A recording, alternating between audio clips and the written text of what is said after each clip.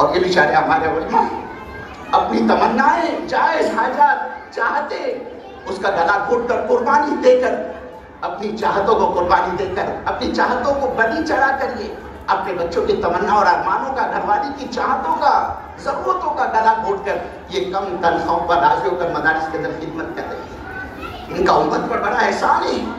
ہمیں سوچنے کی ضرورت ہے جس پر اللہ نے ہمارے آخرت کے بننے کا دار و مدار رکھا ہے ہم ان اداروں پر اپنا کتنا مال لگا رہے ہیں. اللہ معاف فرمائے امت کو تو یہ ذہن بنا ہے مدارس تو زکوٰۃ کے پیسوں پر چلتے ہیں ان کو تو زکوٰۃ دی جائے. ارے اللہ نے ان کے مالوں میں ایسی برکت دے ڈالی ہے جنہوں نے اپنی کمائی کا فیصد طے کر رکھا ہے وہ زکوٰۃ وکات نہیں دیتے. وہ مدرسے میں وہ اپنی پاکیزہ حلال کمائی اس کا انہوں نے فیصد طے کر رکھا ہے. میری منتھلی انکم میری سال کی انکم اتنی ہے اتنا پرسنٹ مجھے ہر حال میں اپنی پاکیزہ صاف ستھری کمائی کو مدرسے میں لگانا ہی لگانا ہے. جیسا بیج ڈالو گے نا ویسی فصل ہوگی. ہم تو وہ مال جو بالکل بیکار ہے کسی کام کا نہیں ہے اگر وہ مال ہمارے پاس رہے تو ہمارے مال کی ستیا کر دے واٹ لگا دے ہمارے مال وہ مال ہم مدرسے کے حوالے کر دیں. زکوٰۃ پہ چل رہے ہمارے مدرسے. اتنی غیرت ایمانی میری تمہاری مر چکی ہے کہ اپنی حلال اور پاکیزہ کمائی ہم اپنے اداروں کو نہیں چلا سکتے. ٹھیک ہے علماء تو کہیں کہ اب چل سکتا ہے آپ کا یہ مال مدرسے کے اندر لیکن ہم تو اللہ کہہ رہے ہیں تم اس وقت کا ہمارے محبوب نہیں بن سکتے کہ تمہاری چاہت کی اشیاء ہمارے اس دین کے تابع نہ ہو جائے جس دن کو ہمارے نبی صلی اللہ علیہ وسلم لے کر آئے. ہمارا یہ مزاج بنے امت کا اپنی اداروں میں لگانے کے لیے. آج ہماری ایمانی غیرت کا جنازہ نکلا ہوا مر چکی ہے. بچے کو اسکول سے گھر اور گھر سے اسکول پہنچانے کے لیے ہزاروں روپئے دیے جا سکتے ہیں ہر مہینہ. اس کا ایکسٹرا ٹیوشن کے لیے 2-5 ہزار روپے کی فیس دی جا سکتی ہے لیکن ہمارے مسجد کے مکتب کے بچے کے لیے 100 روپئے مہینے میں دینے کے لیے ہمارے پاس نہیں آتے. اس سے سمجھ میں آتا ہے کیا ویلو ہے ہمارے دلوں میں اللہ کے دین کی, کیا اہمیت ہے, کیا قدر و قیمت ہے ہمارے دلوں کے اندر. وہاں ایک دن آپ نے وہ جو موٹریں ہوتی ہیں نا کاریں گاڑیاں ہوتی ہیں اسکول بس آپ 1 سے 2 دن اس کو پیسے نہ دیں آپ کے بچوں کو چھوڑ دے گا وہ نہیں پہلے پیسے جمع کرو. پیرنٹس کو بلا کر ان کے مینجمنٹ فیس وصول کرتا ہے ورنہ ایگزام میں بیٹھنے نہیں دیں گے.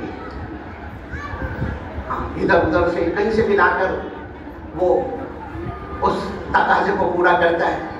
کبھی سوچا ہم نے جس میں میری لاکھوں کروڑوں اربوں خربوں سال کی زندگی کا بننا اللہ نے رکھا ہو اس راستے سے میری آخرت بنے گی میرے دنیا اور آخرت کے مسائل اللہ حل کرے گا. اس نے ڈنڈے کی چوٹ پر کہا ہمارے دین میں تعاون کرو ہماری عزت کی قسم کر سے بازاری ہم دور کریں گے تمہاری گھر بیٹی کو ہم حصے سے تمہارے ٹھکانے لگائیں گے ہم تمہارے حالات کو سازگار بنائیں گے ہم تمہاری ڈوبتی نیا پار لگائیں گے. تو اللہ کہہ رہے ہیں میرے بندو جب میں اپنی مدد و نصرت کے دروازے تم پر کھول دوں پھر کون دوسرا مائیکل جو میرے کھولے ہوئے دروازوں کو بند کر سکتا ہوں. یہ صرف مولا علی بلکم ہمارے سارے مسئلے تو اللہ کی ذات سے وابستہ ہے اور اللہ کو کوئی مسئلہ ہم سے آپ سے وابستہ نہیں.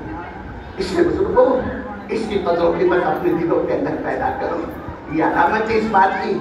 وہ 25 سال کی ڈگری پر تو ہم کو یقین ہے کہ اس سے میرے دنیا کا مسئلہ ہوگا لیکن وہ مدارس وہ مکاتب ہمارے وہ دینی ادارے اس یقین کی ہمارا یقین نہیں کہ ان پر ہماری جان مال لگے گی ہماری اولاد اس راستے سے گزرے گی اللہ میرے صدیوں کے مسئلے کو دنیا اور آخرت کے مسائل کو حل کرے گا. اس کا یقین نہیں ہمارے پاس. یہ مدارس کا وجود ہمارے لیے رحمت سمجھے. ایک وقت تھا یہی ہمارا پونا شہر ہے جس میں آپ بیٹھو پورے پونا شہر کے اندر ایک حافظ کا ملنا مشکل تھا. ایک حافظ نہیں پورے پونا کے اندر. اللہ جزائے خیر عطا فرمائے. کہاں وہ یو پی کہاں بہار کہاں بنگال 6 مہینے پہلے ان کو خط لکھا جاتا تھا. قریب 4 مہینے کے بعد 6 مہینے کے بعد رمضان مبارک کی آمد ہے. آپ سے گزارش درخواست ہے ریکویسٹ ہے آپ سے اگر آپ پونا تشریف لائے تو ہمارے یہاں خط میں قرآن ہو جائے پونا والوں کو قرآن پاک سننے کا موقع ملے. اللہ جزائے خیر عطا فرمائے. وہ بہار بنگال یو پی والوں کو وہ جواب دینے تھے ٹھیک ہے ہم نے ارادہ کیا ہم پونا آگے تراکی کیا 15 दिन 20 दिन महीना लग जाता था उनको आने के लिए। उनको डायरेक्ट फास्ट ट्रेने नहीं थे, ये तुम्हारा 2 टायर और 3 टायर और फर्स्ट एसी सेकेंड एसी कुछ नहीं। आम साधारण गाड़ियाँ होती थी, बकरों की तरह गाड़ी में भरे हुए कोयले के इंजन चलते थे। डायरेक्ट ट्रेन में कोई झांसी उतरा, कोई भुसावल उतरा, कोई मनमाड़ उतरा, कोई कल्याण उतरा, कोई बम्बई उतरा, और फिर वहाँ से धक्के खाते खाते 15 दिन लग जाते थे उनको पुनः पहुँचने के लिए। तब कहीं जाकर खाद मस्जिदों के अंदर खत्म कुरान होता था मेरे को, चंद चुनिंदा मस्जिदों के अंदर।